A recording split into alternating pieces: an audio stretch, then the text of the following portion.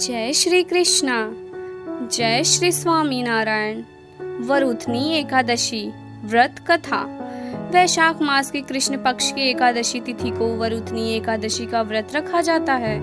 इस दिन भगवान विष्णु, भगवान स्वामी नारायण की पूजा होती है और वरुथनी एकादशी व्रत की कथा का श्रवण किया जाता है। व्रत करने के साथ कथा का श्रवण करने से व्यक्ति को पुण्य लाभ मिलता है। जागरण आध्यात्म में आज हम जानते हैं वरुथनी एकादशी के व्रत की कथा के बारे में। वरुथनी एकादशी व्रत की कथा। एक बार धर्मराज युधिष्ठिर ने भगवान श्री कृष्ण से कहा कि आप वैशाख मास के कृष्ण पक्ष की एकादशी के महत्व के बारे में बताएं और इस व्रत की कथा क्या है इसके बारे में भी सुनाएं। तब भगवान श्री कृष्ण ने युधिष्ठिर को वरुथनी एकादशी व्रत की कथा के बारे में बताया। प्राचीन काल में मानधाता नाम का एक राजा था जो नर्मदा नदी के तट पर राज्य करता था। वह एक तपस्वी तथा दानशील राजा था। एक दिन वह जंगल में तपस्या करने के लिए चला गया। वह जंगल में एक स्थान पर तपस्या करने लगा। तभी वहाँ एक भालू आया। वह राजा मानधाता के पैर को चबाने लगा, लेकिन राजा तपस्या में लीन रहा। भालू राजा को घसीटने लगा और जंगल के अंदर लेकर चला गया। भालू के इस व्यवहार से राजा बहुत डर गया था। उसने मन ही मन भगवान विष्णु से रक्षा की प्रार्थना की। भक्त की पुकार सुनकर भगवान विष्णु वहां प्रकट हुए और भालू को मारकर राजा के प्राण बचाए। भालू ने राजा का पैर खा लिया था। इससे राजा बहुत दुखी था। तब भगवान विष्णु ने उससे कहा कि तुम दुखी मत हो, इसका एक उपाय है। तुम मथुरा में वरुथनी एकादशी का व्रत करो। वहाँ पर मेरी वाराह अवतार मूर्ति की आराधना करो। उस व्रत के प्रभाव से तुम ठीक हो जाओगे।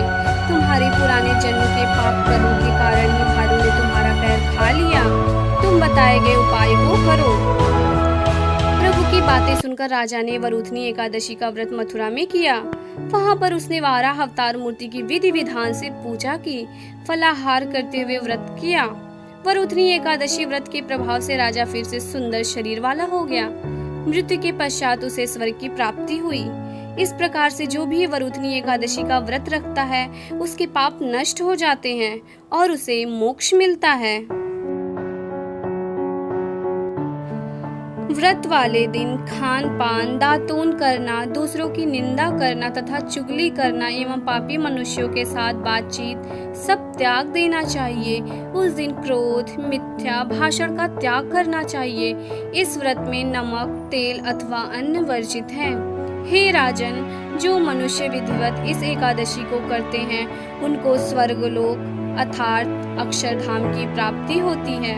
अतः मनुष्यों को पापों से डरना चाहिए। इस व्रत में महात्म्य को पढ़ने से 1000 गोदान का फल मिलता है।